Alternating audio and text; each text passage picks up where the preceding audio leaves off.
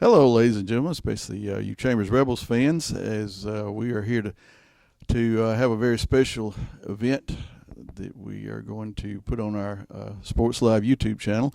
We're going to be looking back at some football films from some early days of Chambers Rebel football, and we are honored to be joined by a couple of members of the first Rebel football team from 1971. The films we'll be looking at are actually from 1972. And we'll talk about that a little further, but we've got two of our 1971 guys who were here on the first team. As you well know, the 50th football team just completed its season in the fall of 2020 and was crowned AISA 2020 2A state champs.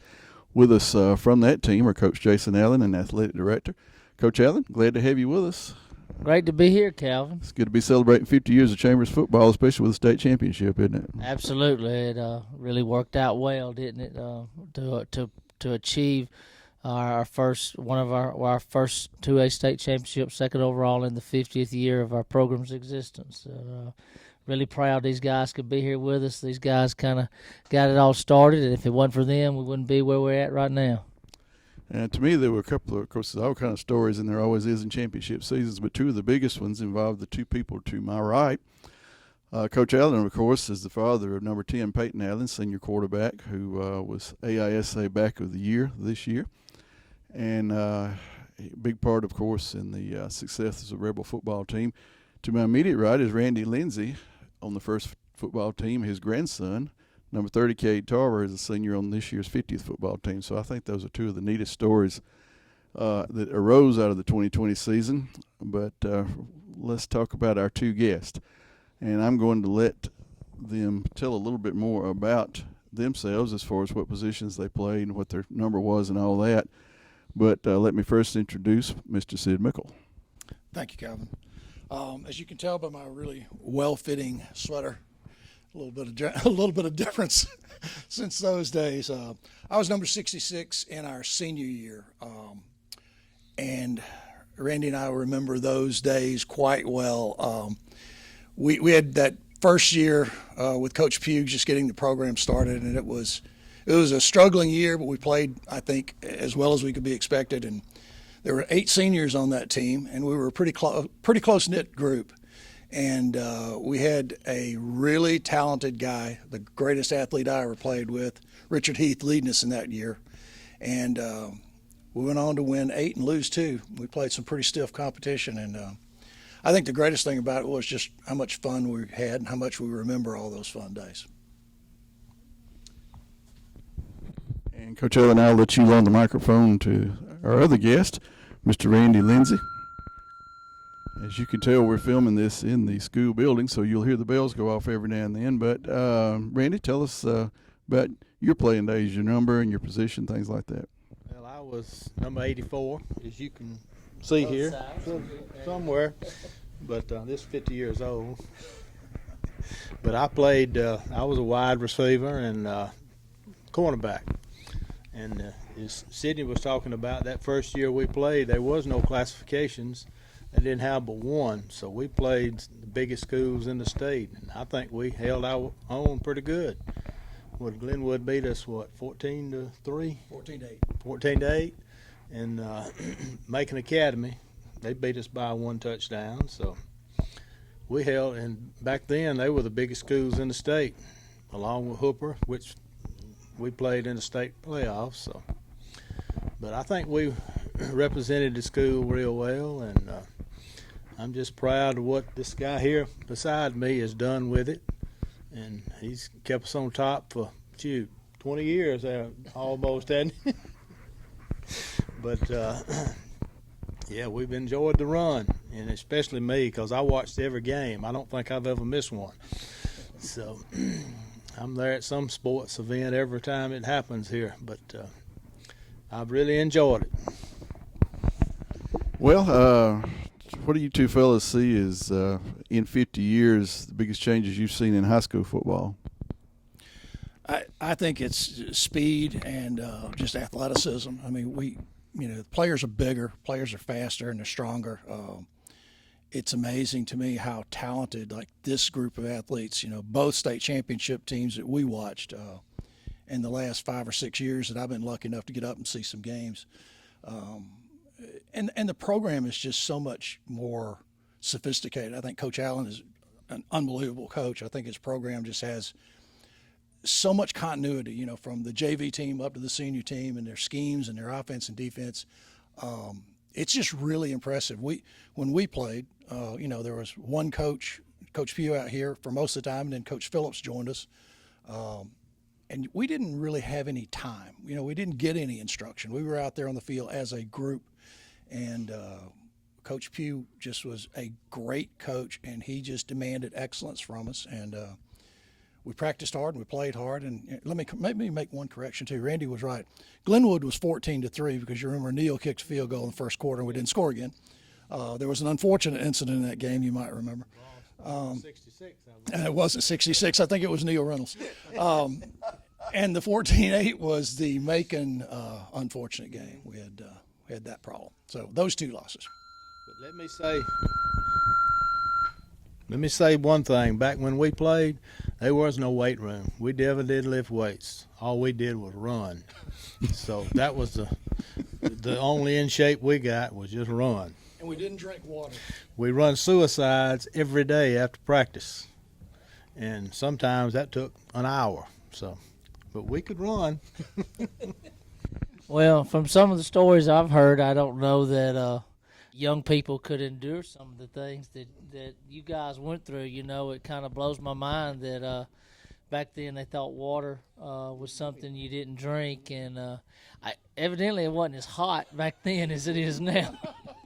Because I tell you, I don't know how you made it 2 hours without drinking water and exerting yourself that much in this August heat here in Alabama. But I'm just awed to hear you guys, and I just, you know, it really gives me a great sense of pride. Not only am I the head coach here, but as a former as an alumni and a former player, for what you guys did and have continued to do for this school and our program and the way you support it, and you know, it really gives me a greater sense of satisfaction knowing that I'm able to lead a program that has such a storied past.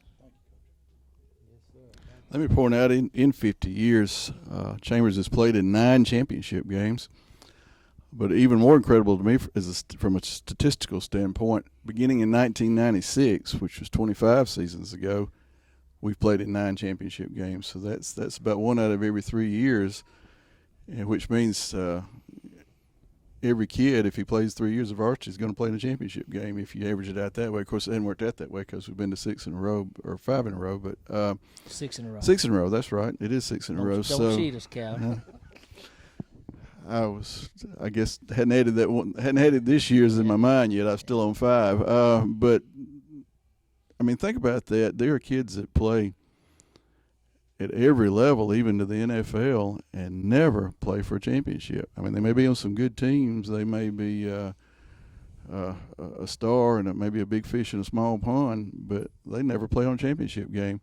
So there's some fortunate young men that have played football for Chambers Academy. Yeah, and you know, when you go to 6 in a row, you kind of take it for granted. And you know, I hope our kids don't. Every year we try to instill them the fact that you know, playing for a championship is something really special. And I think our guys really, really understand that. And you know, the last several years have really been the culmination of a lot of hard work and dedication, and just really proud of what our young people have accomplished.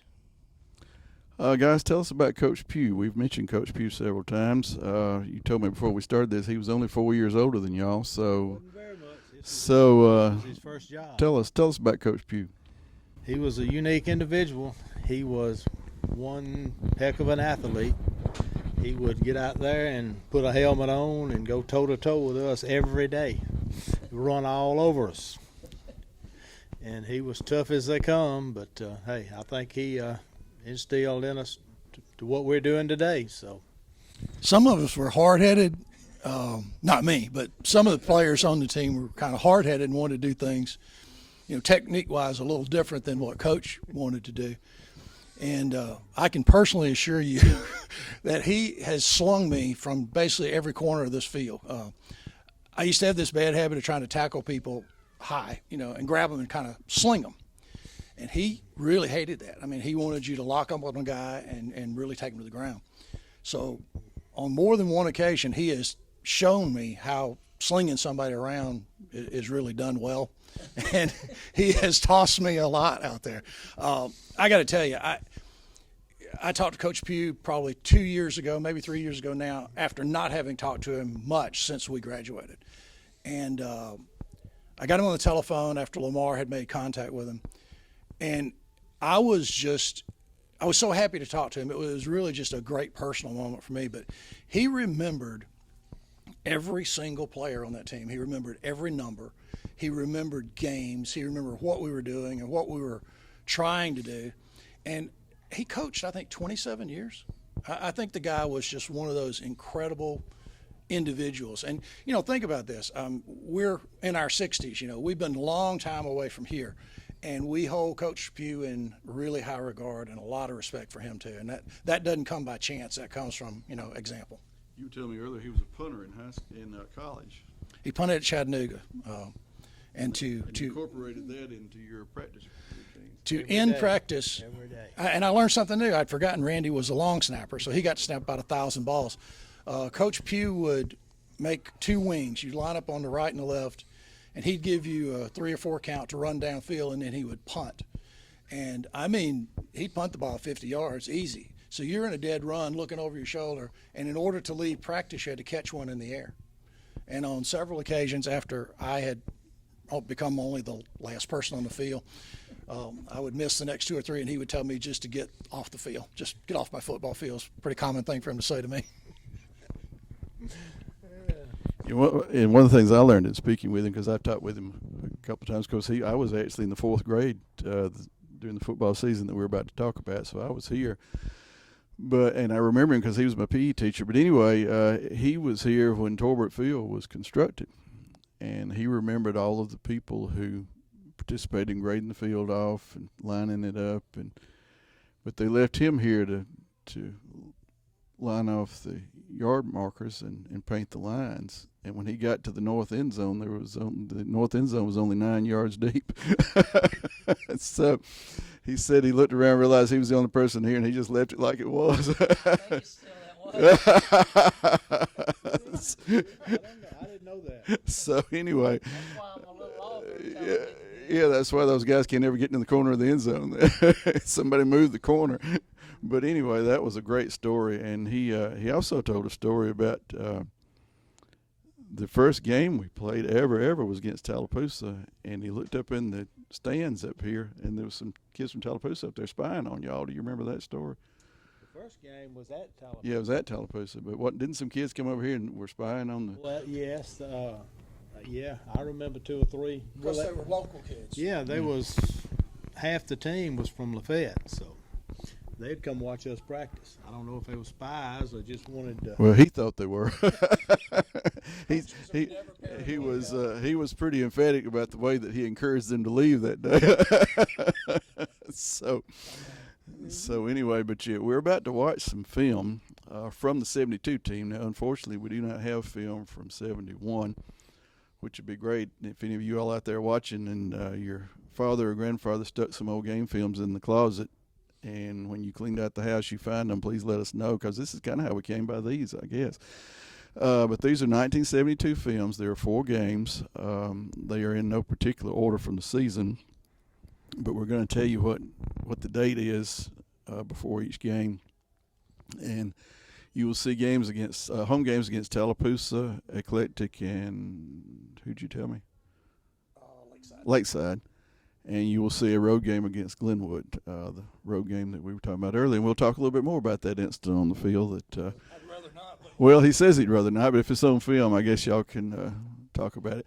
But you'll see some neat shots of Torbert Field. You'll see, in some respects, how little it has changed in 50 years. You'll see some shots of the cheerleaders and the field house back when it was just a kind of a square block building, and just a lot of neat things. I think you'll see if you're a Rebel fan, especially if you've been a long-time Rebel fan, you'll see a lot of history. And these kind gentlemen are going to comment on these games as we watch them and tell you who some of the players are.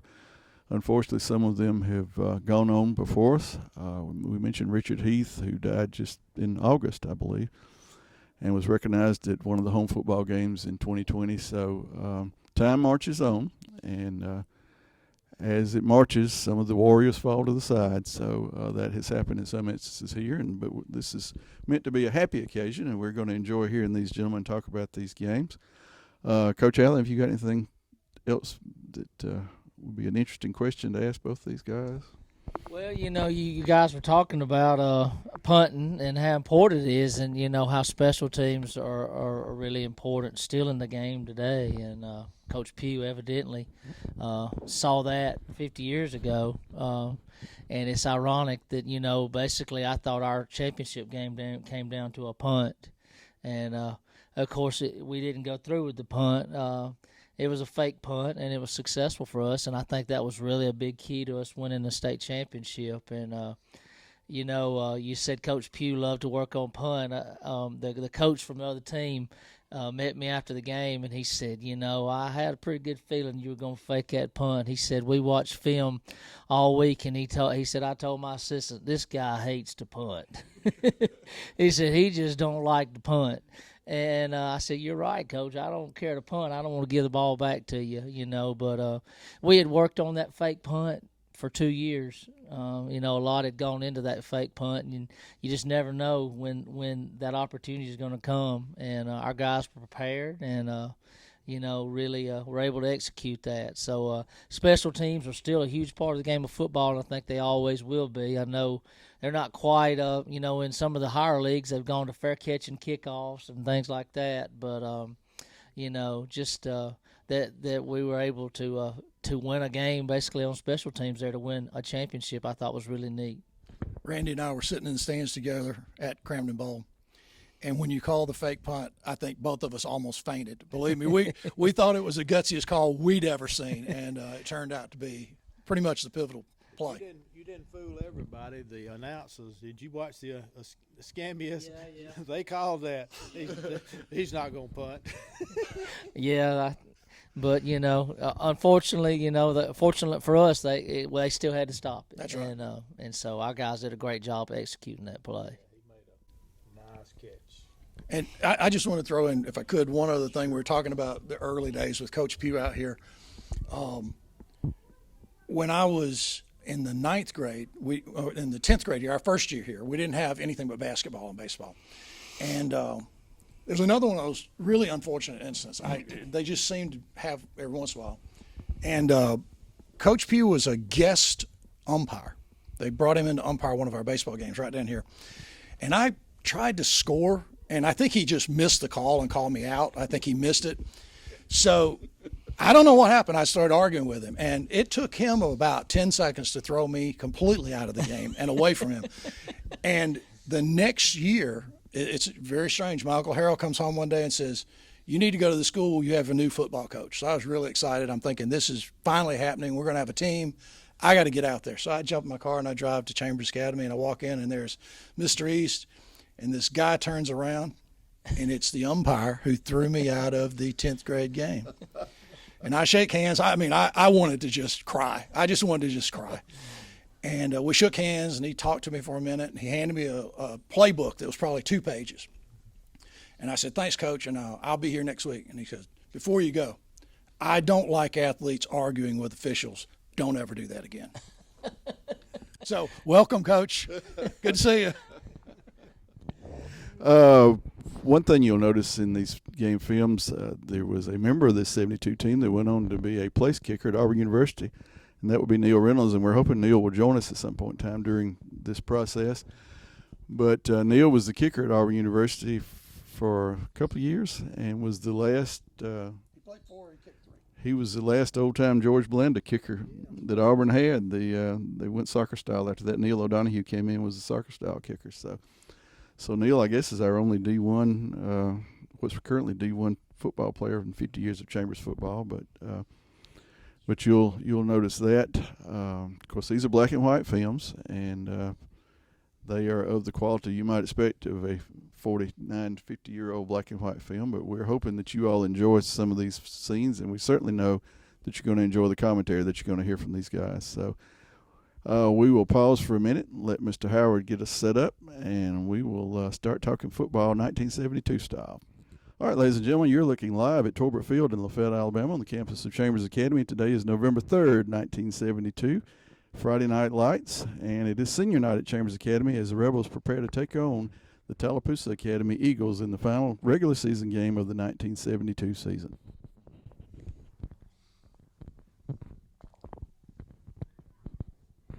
That might have been the first game we used the field house. I think we used it maybe the last game of the year. Yeah, you're right.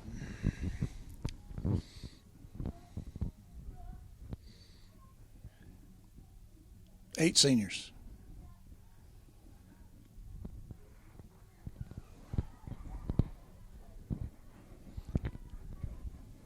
Yeah, it's kind of hard to watch this because our whole backfield is deceased Yeah, now. gone now. Tell us who they are. Can I ask a question? Can you run it slower than just full speed? Can it go at a slower rate? It's really hard to keep up. There's Neil jumping offside almost again. Yeah. I thought I was the only one that could do that. Big Ronnie Hill.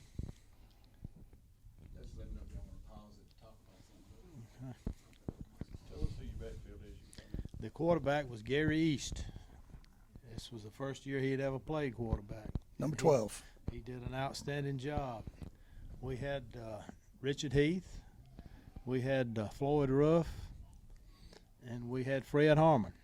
And that's who we're looking at right now. Yes. There was Mr. Richard Heath running the ball. As you'll see most of the time. Yeah, There he is again. and he's really a hard guy to tackle if you notice that. Of course, he had excellent blocking up front. You did notice that, right? Yeah. Well, now that's Bob Weaver. That's Bob Weaver. That's right. Doing that little spin move. Yeah, he come on later in the year.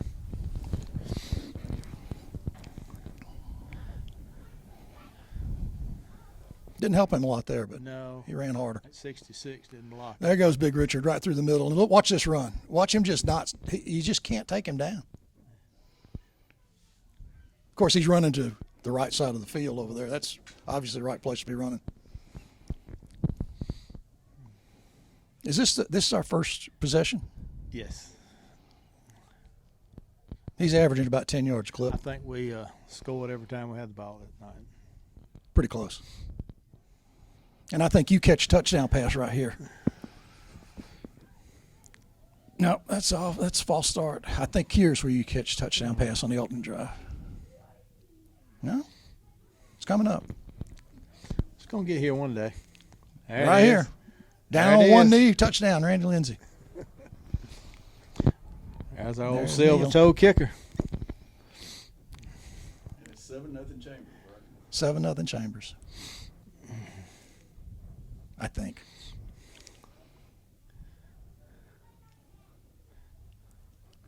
I don't know how this guy got the punt off. I have no idea how he managed to punt the ball. There's a really good decision not to get close to it. Look at the people go down. Watch Randy. See Randy knock that guy down. There are people going to the ground everywhere. And Richard's just cruising. I used to kid him on that play. Like if he was really a good athlete, he would have scored.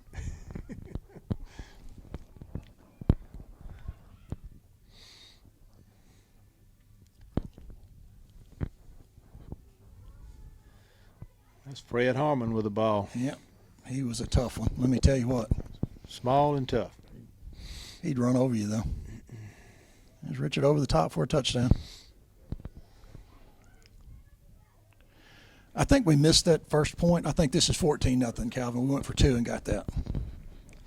No, he hit it, but we had a penalty. Had a penalty. That's what it was. You can see I'm nowhere near anybody on that kickoff. It's not my specialty. And Randy Lindsay make an interception there And fell down. and get hit 3 times after the play. Into the first quarter, 14-0. Look at this run right here. This guy's just tough. Randy doing the hook and ladder. Yeah, that was it. I remember that one. fumble. We must have fumbled 5 times in that game and still won big. Ooh, number 66 almost hit late.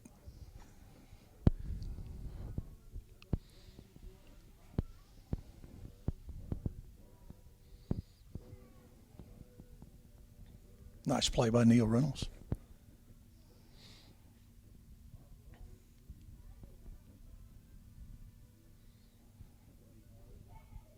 Is that you?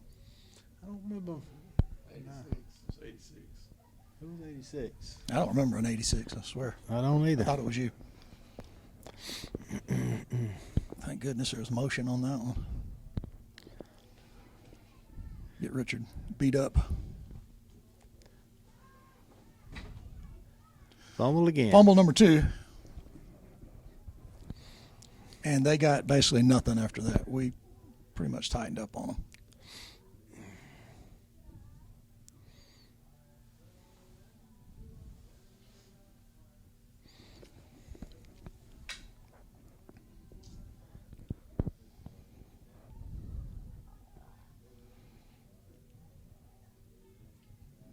Look at Richard run right there.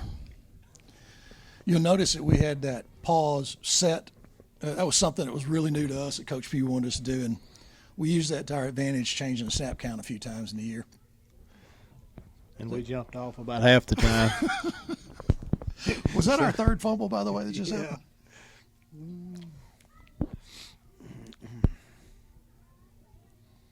And John Slay hadn't been on side on a punt yet.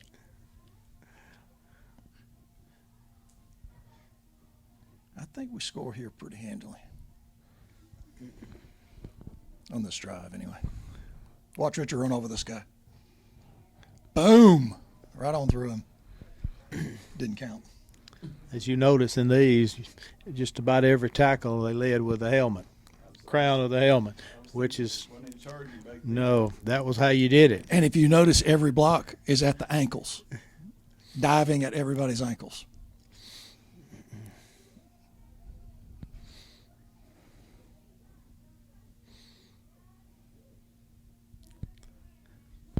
I believe that was Howard Harmon. Yep.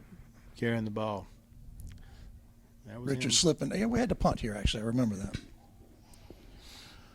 You know, thinking about all these hits with helmets and diving at people's knees and ankles, nobody seemed to get hurt. Well, if you did, if the bone wasn't sticking out of your leg, they would snitch you back in. There wasn't a whole lot of depth you had to play. We had that bomb salve that they'd put on you and a ammonia capsule, and that was it. It was called Atomic Bomb.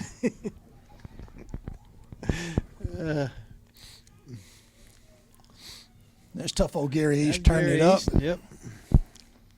We didn't throw the ball a lot to our wide receivers, did we? No, we didn't. We didn't have to. Look at this kid. Boom. I tell you what, he's a tough guy to stop. Really good block in there. That was a head-to-head contact. Yep. Bob got hit right in the face.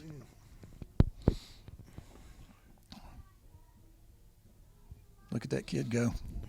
I think this is the one where he tosses the ball up. No, not this one, but some play coming up.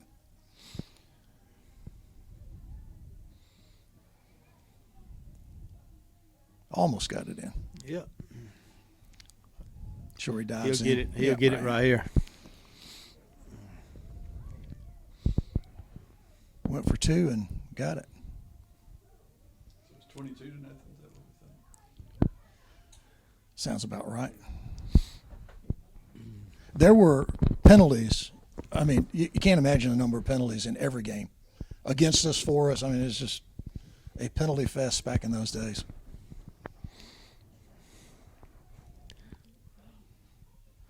I was in great position on that punt, wasn't I? He was close. I was behind him.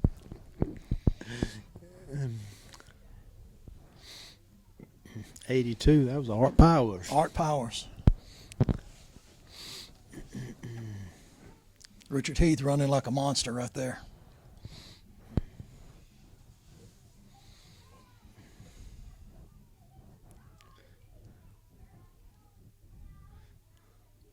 There he comes. I thought Fred was going to score there. y'all were a straight T team. That was it. That's it. Yeah. That was it. Well, you know, our roots, the offense we run now, derives from that straight T, and we're a wing T team, which we just took one of those guys out and put him on the wing. And then the last couple of years, we've kind of evolved into the shotgun, doing the same stuff, but the blocking scheme's the same. It's amazing to me that everybody on the field is not on the line of scrimmage because we hardly ever threw the ball. You know, we just ran the ball. There's Randy. I dropped that Randy. one. Yes, I did. I kicked that one. That was a good one. John Slay has not been onside yet on a punt. Well, that's a pretty nifty shift Watch there this. to try to get you to jump off Yep. sides. I knocked that down just so Lamar couldn't intercept it, just so you know. And so Lamar's a quarterback, 12? Lamar is a Gary backup. East. Gary's a senior, and Lamar was a sophomore. Okay. Well, Lamar made sure that He played right there. He was in a bit. he said that his nickname was Mr. Clean because at He the did. end of the game, his uniform was never dirty. What was that game we played in Talladega? Talladega on a was- Saturday night. Storming. And Lamar come off the field. He didn't have a. He didn't even have a blade of grass on him. Watch Richard Heath score right here. Boom, right around the corner and into the end zone. So He Richard throws the was ball number up in there. 10. Yes. Gotcha.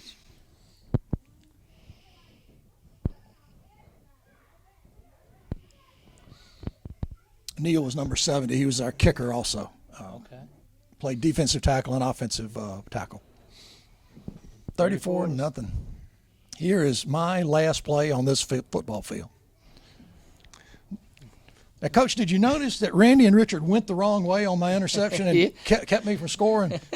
We was hollering at him to come on. He went the other way. Now, I saw you had a neck roll on, right? Jen? Always. Yeah. Did you have a neck injury, or was that preventative? I think in fall practice of our junior year, I got my neck sprained, and Coach Pugh, I came in, it was on my shoulder pads, and it never came off. I got you.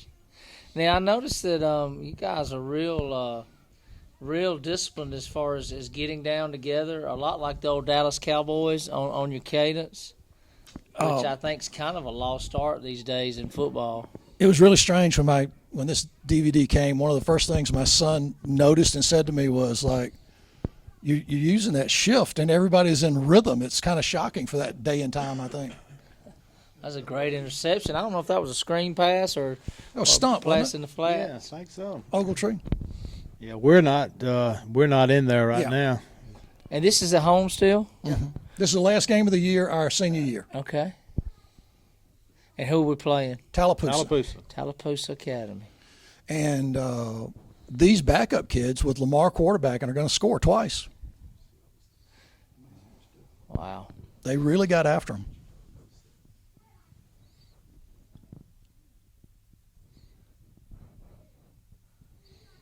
Doyle Freeman, I right? believe it was. That's another one that's deceased.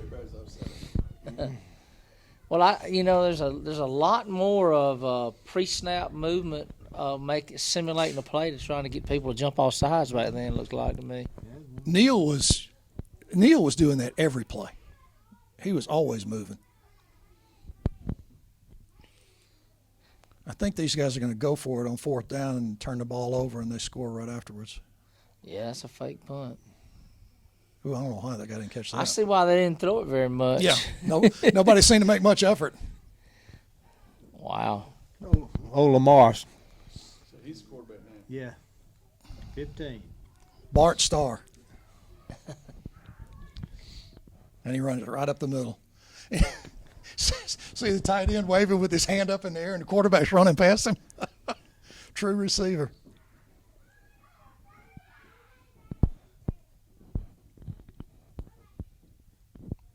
Touchdown coming up, I think a pass. There's one of them. Or maybe that was the last one, I guess, wasn't it 40-0? Yeah. Y'all had the wheelbarrows in the sand over there by the field house. They were just building, huh? Right before you came in, I think we only dressed in there one night, and it was that night. Oh, I think wow. our senior year, we only went in that building one night. All right, next we will go to game 1 of that year. Now that we just got through game 10, we'll go to game 1. It's at Glenwood. And this is the first game of season number 2 of Rebel football, Chambers Academy at Glenwood, to open the 72 season on Friday, September 1st. I wouldn't mind skipping this game.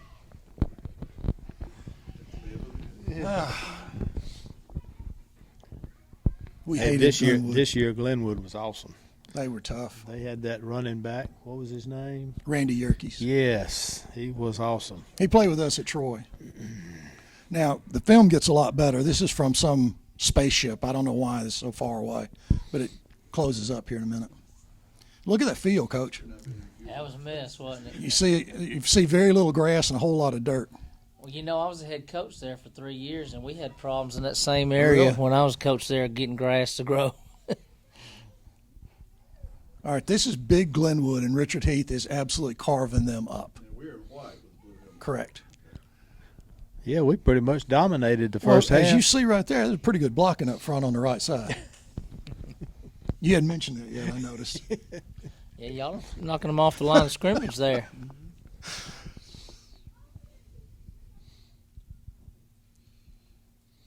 That was a penalty that didn't get called, but that's okay.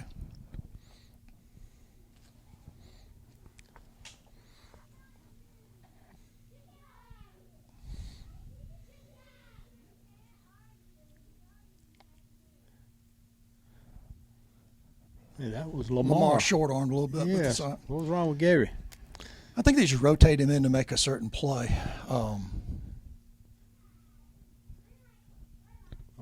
Fred Harmon was our punter. Fred's a pretty good punter. Yeah, he was. Thank God there's a penalty on this play. And there's Fred making the tackle. Yeah, the film cleans up. What we're going to see in just a minute is Neil Reynolds scoring the first points of our senior year on a 43-yard field goal. Wow. Put us up 3-0. I think that's pretty good for your opening high school game Absolutely. against a really good team. And that was all of our scoring, too. Well, we scored another touchdown, but Yeah. it got called back. I don't Somebody know why. over here I don't know had why. a clip on that play. It was a bad call. There it is. Wow. Look at that thing. Look at the umpire jump. See the official jump? Yeah. There's a white out for some reason for a few plays here.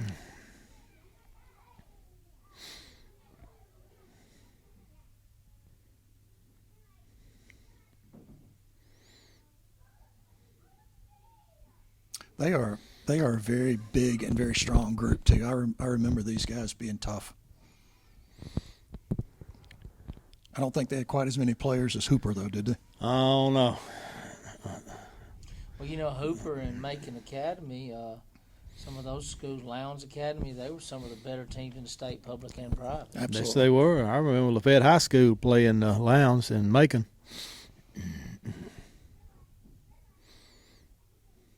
I'm sure glad we don't have film of the Macon game. Really happy about that.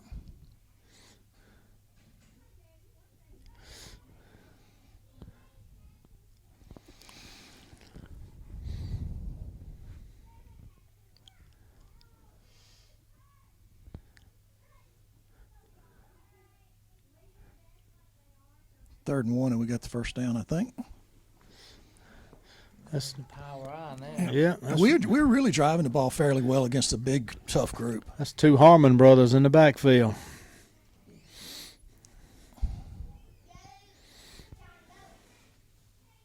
Did a lot of that quick pitch to the right, and Richard just kept digging.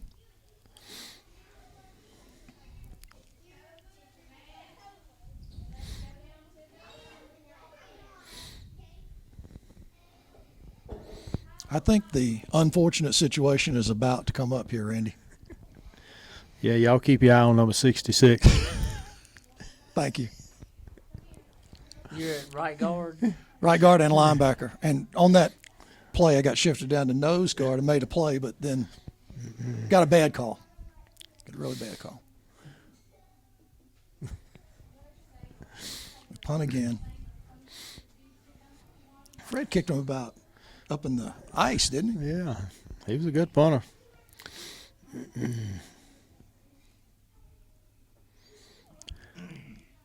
Bob Weaver right there. It was before he shifted into the backfield. And this kid takes off.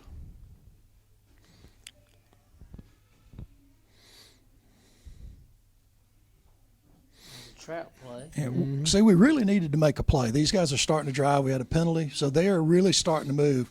We need to get a fumble recovery and score a touchdown and not have somebody get called for a penalty. Yeah, which we did. Right here. Yeah. It was a really good sack, strip sack. Watch 66 there. But I didn't do anything. I'm telling you, I didn't do anything. I was 15 yards behind Yeah, the play. behind the I play. had you running laps Coach, for that. I knew we should do this before you got back in the room. I swear. One thing we tell our guys, if the ball carries in front of you, do not block. If you knew how many times I wish I had just laid on the ground and done nothing. That put us up 10-0, and the 7 came off, Randy. I sure was glad you didn't yell at me about that. Oh, And then we threw an interception. The ball goes over.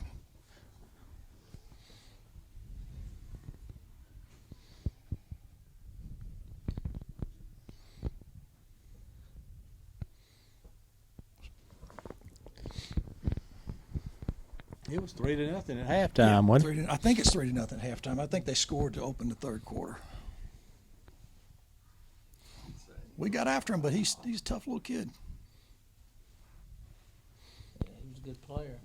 Quarterback. Quarterback's a very tough kid. They had another big running back who was hurt and didn't play, which was probably a good thing. He was dressed out, but Yeah, he never didn't did play. play. All right, 3-0 at half against the mighty Gators. We can turn it off here now. Yeah. There's nothing good happens from here on out. Y'all didn't make the halftime adjustments. Or No, we didn't. maybe they did. No, I think they just wore us down. And what's crazy about it is, not long from here, they're going to score on a long run. And, now this 50 years later, game's over, It was over right there. Because we never really threatened again. Another good tackle right there. Old Fred. How many people on this team played at Lafayette High School? We Most did. of the team We played junior high there. Yeah. Played junior high at the high school. We did. And Coach, it's interesting. The head coach at Lafayette at the time was Coach Henry Nettles, and he really took a liking to our junior high team. There were a bunch of us playing at the same time, these kids and the others, and he put us on the same program as his varsity team. We were in the same offense, same defense, and he had us doing conditioning from the 7th grade through, I guess, the 8th. Whenever he left, we didn't have PE, we had conditioning.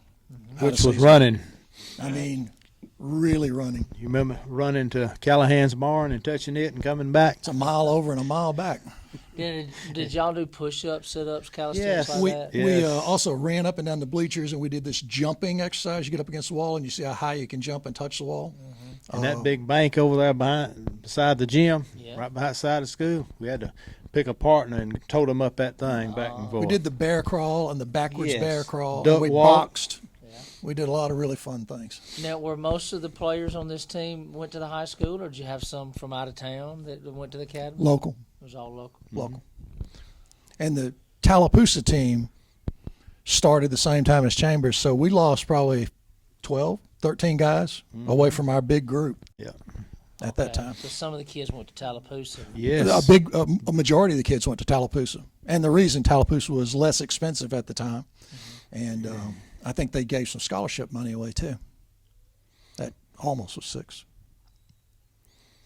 Glenwood's field looks like it's still pretty well under construction also. Yep. Yep. Now, did y'all drive to the games, or did you ride a bus? We rode a Bluebird. Okay. We rode just a plain old yellow school bus. With no heat, no air. You would freeze to death. Yep. Somehow or another, back then, when you started, it was already cold. Yeah, it was very cold. Now, not in August at practice, but it was at game time. Now, when you guys you have film here, but did you ever watch film of the opponent? We did. Yes, we did. Yes, we did. So He you would had an drive. He would drive to the whoever we was playing. They would swap films. Oh. We usually have a Wednesday, I think it was, Wednesday film session before practice, and then go practice what we saw.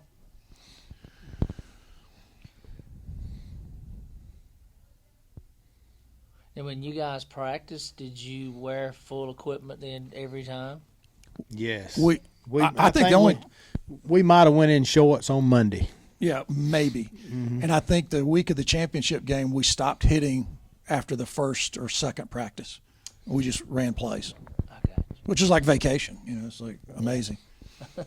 And you'll notice the seniors on this team played every down: kickoff, return, punts, punt, return, offense, defense. We never came out. Never come off the field.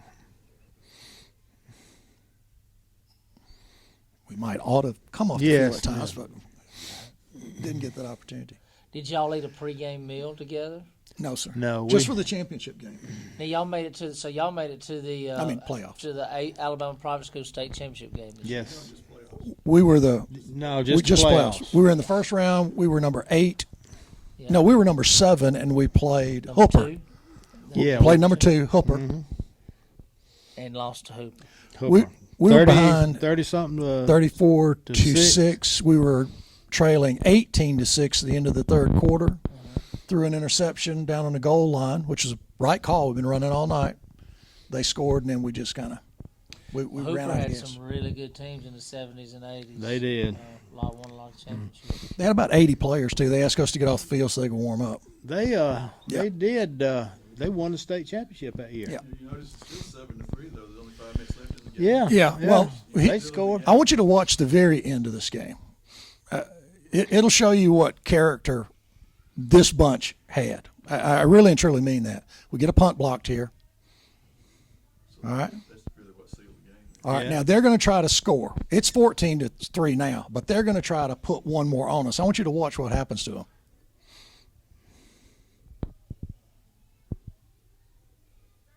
They almost scored right away. As penalty call that back. Oh, wait a minute. This is before that. What made it 14-3. That's what made it 14-3. That's right. What sinks the game. That's right. 14-3 on this one, and then the stand comes after we punt it again. Straight on kickers. So there was less than 5 minutes left when they finally put the game away. And boys was tough. The I remember that. blocked punt was, just one of those things. I mean, it was just a horrible turn of events for us. And here we got desperate. We started doing Richard throwing a running back option play, and we just couldn't do anything.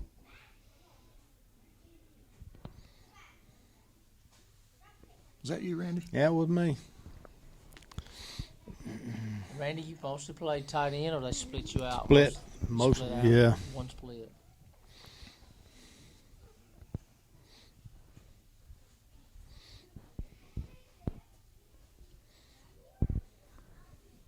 Well, there were a lot of clipping calls back in the day, weren't there? I remember one good one. I wish you could just be like a good teammate and let that ride. This guy just runs forever. We were tired, we were beat, clock's running out, and they are that close. And we decided they weren't going to score.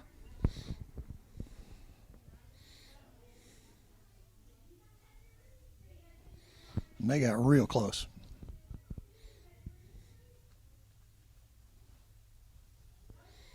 And you can tell they're trying to score. Yeah. I mean, there's less than a minute on the clock, 7 seconds, and they're trying to score. Yeah, that says a lot about the character of your team, not quitting there at the end and, Well, and there's holding them out. no moral victories, but if there was one, that would be one. Is that Coach Pugh in the Pugh? white shirt, Coach Phillips in the dark shirt. So Buzz, you know Buzz, don't you? Yeah. He's at Hooper Academy. now. Yes, he is. That's right. Girls basketball. I think. Yeah. Yep. He was at Huntington for years. Then he went down to Troy for a while. This is game 3. I think this may be Lakeside. Yeah. All right, what you're about to see is a return to Torbert Field on Friday, September 22nd, 1972, as the homestanding Rebels, who are now 2-1 on the season, will host the Lakeside Chiefs. 33-0, I think, was the final. Yeah, something like that. Yeah, I believe you're right.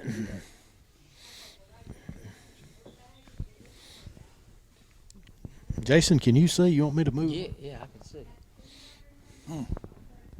This is at home, right? All right, we are in the dark jerseys, and we get after them right off the bat. I mean, we get We're in after the them. darker jerseys.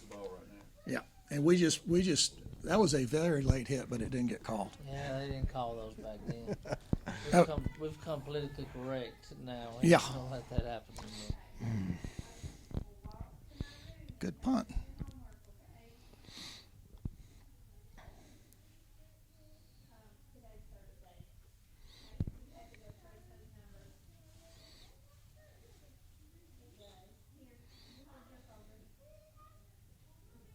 Was that Floyd? Floyd taking off on the left side. Richard right at the middle like a monster. Yeah, he Now was the this number one two got back. this one got called back, but it was beautiful. And what's the little building in the corner there? It was like a well pump, I think, for Okay, I see that. It wasn't there. there was no field house for us. Who built the original field house? You have no idea? Booster Club, I guess. Yeah. Walt Finley and Booty. Uh-huh. Yeah. Robert Finney. Yeah. Walt's still alive. Robert died last year. Yes, he did. The Smith man that It was a was Wanda Brushwood's daddy, Lynn Smith. Helped with it too. Ooh, oh yeah, seen the that whole tackle? the whole school over there was. that was actually Fred Harmon making a great play. Richard returned punts, huh? Richard sure did. He did, and I even returned them sometimes. I don't know why, but Well, you were always an up back, right? You were. Yeah. You were not on the line.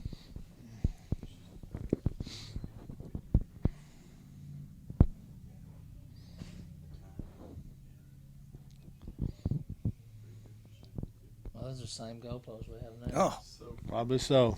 so from game 3 to game 10, the field house was built. oh! Every time I watch that, it makes me hurt. Sidney said, "I don't think we ever Just Tallapoosa. I think dressed that was in the it only till game the end of the season." There. I mean, there's Mm-hmm. I see the sand where they were going to start doing it over there. how the goalposts are decorated. We let them score here, Andy. I thought they scored once. I guess it was 33-6 or something like that, maybe. I thought it beat them 33-0. Well, I tried it back because they're further back now than they were. They called the 2-point conversion back, and they had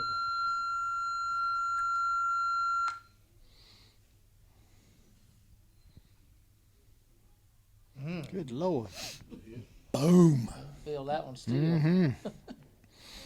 Yeah, this is a slow starting game. It really was for us. And then we got kind of cranking. One step punt. Most of you guys had single bar face mask or double. I had that down drop bar and 2 across.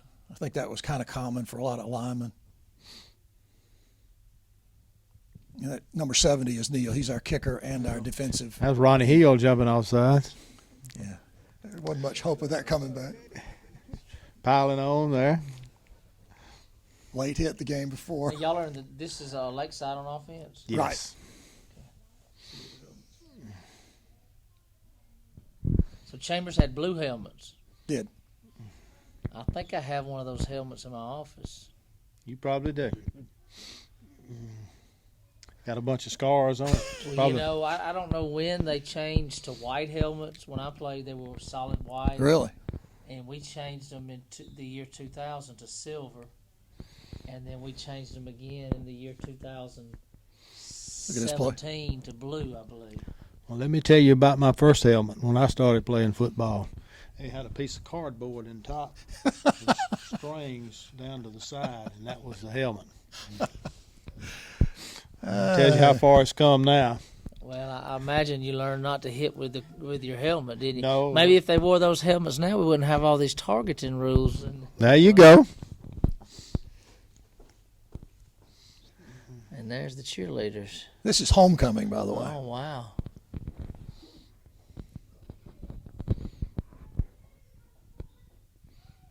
And extra long halftime for us that night. With no feel. And you see those guys came in a big Ingram bus there. They were fancy. Lakeside's the Eufaula guys, right? Lakeside Oh, yeah. from Eufaula? Correct. Yeah, down that Tuesday night. Mm-hmm.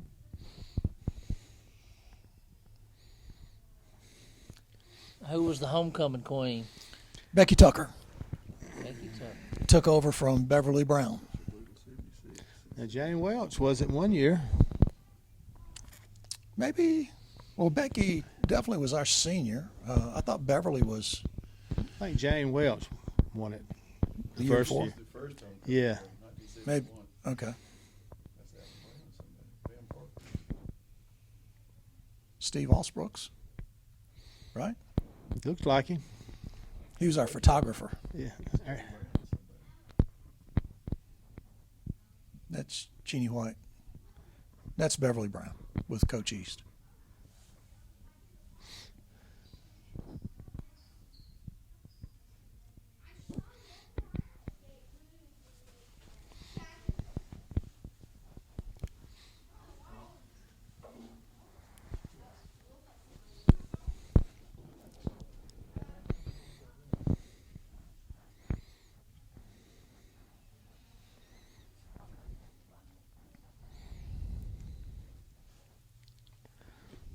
We must have dressed the juniors out. There's a lot of cheerleaders. Weren't a lot of players. Well, we have 24, I think, was our head count. Maybe. And We some of dressed them some were ninth freshmen, grade. Yeah. Yeah, we switched games. This is, I think, the eclectic game. But I'm not sure. I think it is. Yeah, it is, because there's that number 54. We wanted to just destroy him. So we're wearing white. Yeah, But we're at home. we're at home. Now, what was eclectic? Is that now Edgewood Academy? No, Edgewood. There was an Edgewood You already. know where Union was? I've heard of it, but I didn't know where Well, it was. Union and Electric was close together. Okay. And Union Eclectic. went away. And Electric, too. Oh, that's right, electric. That's where Mr. Perry came from. From eclectic. Oh, is that Randy? Is that you, buddy? No, No, that's That's Floyd. Floyd Ruff. That's old silver Roughing the toe. kicker. All right, so this is October 6th, but the Rebels are wearing wearing road whites at home. Yes, I guess they didn't have but one jersey.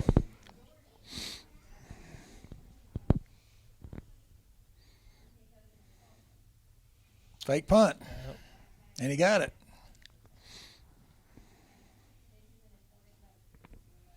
You know those down markers on the side. I remember those when I first got here. They stayed here well into the 90s. Wow. They were yellow and black. That's amazing. Eclectic was the Rebels, and they played until 1977. They were on a nice bus as well. Yeah.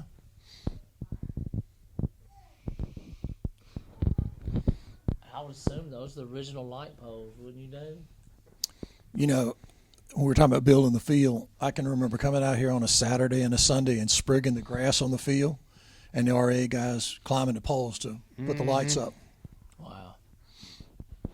I mean, basically all of us, whole team came out. We put grass on the ground those 2 days.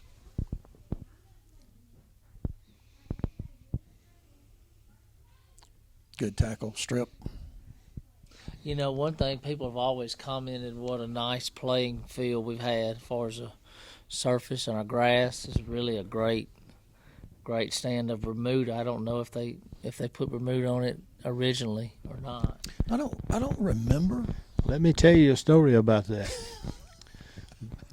Bass Fence Company over here, where Bass Trading Post used to be. Mr. Bass, after we had the field in excellent condition, he was putting that fence around.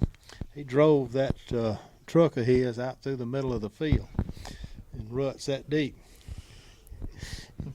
There are tire tracks on that field for years. Yeah, the ruts, you could tell probably right now where the ruts were. Well, about 5 years ago, we had a revival out here, and it kind of the same thing happened, but we got enough sand on there to get them away. But we had several young people get saved, so it was definitely worth it. Oh, yes. I'm just surprised Coach Pugh didn't have like an aneurysm. He did. My God. He had a fit. Now, Coach Pugh was how many years was he working here at CA? He had 2 stints, so he was here. Really? I thought he came and went. No? I don't think he did. Maybe that was Macon he went to. And Yeah, he had a couple over there. Okay. He coached a long time. I think this is the backups. Is that Lamar? Yep.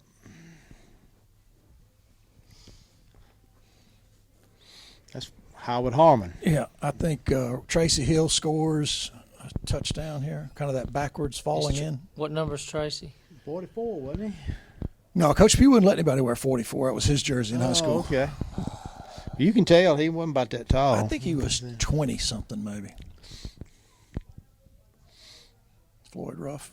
You know, he wasn't a running back for 1 year. Then he was a lineman. He did not like jumping up and down and celebrating and a lot of talk. Mm-hmm. Touchdown.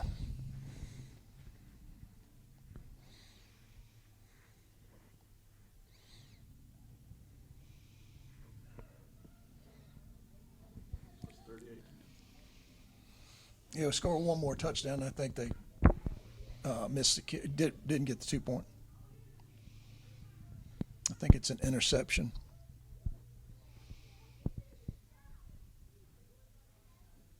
Young guys are playing hard right here, I'll tell you that. Yeah, they give us a rest. See Tim Hill there Yeah. making a play? That didn't work so well.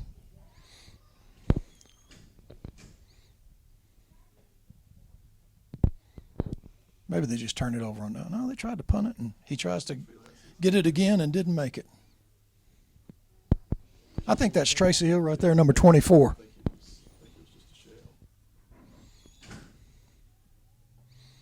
That's a tall kid. It's Lamar. Lamar. That's your cousin. He hadn't been that skinny since, has he? No. And you saw that blazing speed going around the corner there, too. There's Tracy. 24. Gets hit, flips over backwards, Yeah. and scores. He scored. He was a ninth grader Yeah. at that time. And I think Jimbo Brown played played with us. He was a ninth grader. We're up 44-0. Lamar's throwing it. he's gunning it. There we go.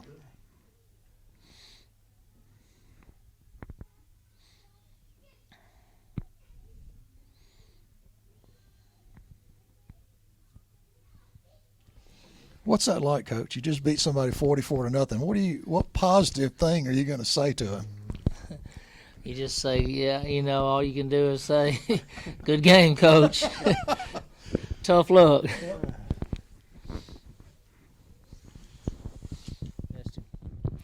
All right, we are back after having had some fun reminiscing about the 1972 football season, and we're going to talk a little bit more with these two gentlemen. Coach Allen went and got us a helmet that we believe is among the first Chambers Rebel helmets. It was blue, as the helmets have been recently. From 71 to, I believe, 76, they were blue, and then they went white until 2000. 2000 they went silver or gray, I guess we should say, and then in 18 you went blue, and then this year we had what I called during the broadcast season our legacy helmet, because it was blue, white, and gray. So it had a little bit of every helmet that we've ever had over 50 years. Now, we'll give Coach Allen credit for being a design genius on that. How about that? Just like we give him credit for the onside kick in the championship game. You better believe it. Yeah. We're not supposed to talk about that play too much. But anyway, we did have kind of a legacy helmet, and we had a legacy season, and we have a football program with quite a legacy. We've got a picture here that when this team had its 45th anniversary, the school was able to reproduce a team photo. Actually had them colorized. This is the black and white version, but this is the team that we've just talked about. You're not going to be able to see it real well if we hold it up, but I'm going to let these gentlemen talk about some of these guys. David's going to zoom in on it. And talk about some of these guys, especially some of the ones that aren't with us anymore. My whole entire backfield. Gary East. Gary East was our quarterback. Floyd Ruff was a tailback. And Dwight Walters is gone. Yeah. Rich is gone. And Fred's down front row. Yeah, Fred. Fred was our fullback. Nicky Tomlinson's gone. So we've got several of them that's not here with us anymore. And what's interesting, if you just look at this photo, this would have been the 71 team. So the seniors on that team, we didn't have football. We only had basketball and baseball our sophomore year. I'm just thinking about Aaron Halsey was our quarterback. Nick Tomlinson was a center. Greg Welch was a guard. And I'm trying to think, were there any more seniors on that group, Randy? Lex was on that team. That's right. Jimmy Taylor was on that team.